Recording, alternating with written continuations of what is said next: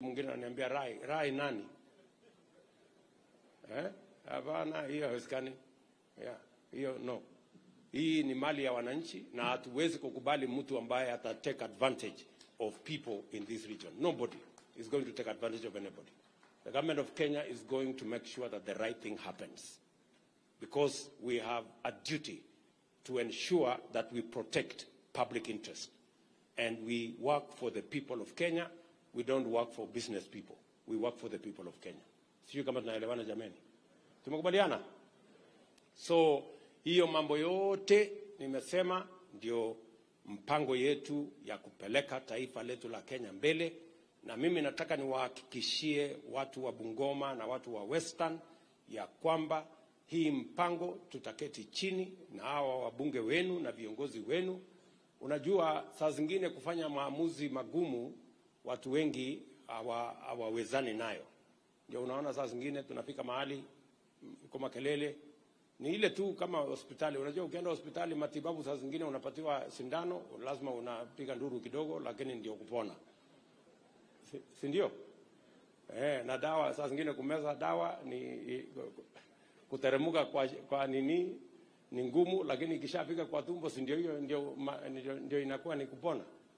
So tutapangana namna hivyo, and we are going to work together in that manner. So asanteni sana kwa kutukaribisha hapa nyumbani.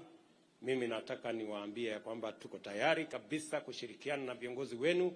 Mimi nashukuru rafiki yangu Moses Wetangula, nashukuru rafiki yangu Omwami Musalia Mudavadi, na viongozi hawa wote, magovernors wetu na wabunge wetu na viongozi wale wengine wote, kwa kukubali tuunganishe Kenya hii na tupeleke taifa letu la Kenya mbele. Wale ndugu zetu wa upinzani tunataka waendeshe mambo ya upinzani kulingana na sheria ya Kenya. We have absolutely no problem with our brothers in the opposition. They have a constitutional responsibility to discharge. Na hata nimesema nitawasaidia hawa mawaziri. Sasa tumebadilisha standing orders, waende bunge, wajibu maswali huko bunge. Wananchi wa kutumia wale wabunge wenu mmewachagua, watauliza hao maswali, watajibu. Nimesema vile vile kama wanataka tutengeneze ofisi ya leader of opposition kule bunge, niko tayari to fund na serikali ya Kenya. Awe anatoa statement kutoka asubuhi mpaka jioni, hii serikali imekosa hapa, hii serikali haijafanya hii serikali imekosa pale. Mimi sina problem. Ama namna gani? Si ndio? Si akisema mahali nimekosa na ninaona kweli kuna makosa zinarekebisha, si ndio? Hiyo ni kusonga mbele.